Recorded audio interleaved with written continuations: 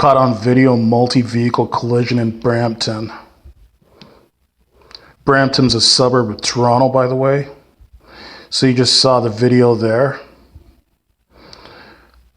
A multi-vehicle collision occurred today, August 5th in Brampton.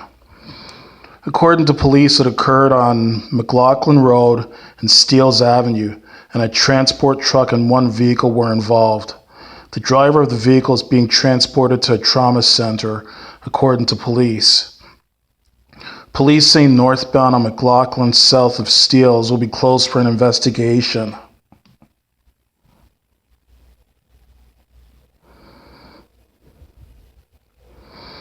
And it's really a miracle that nobody died in that crash. That's pretty bad.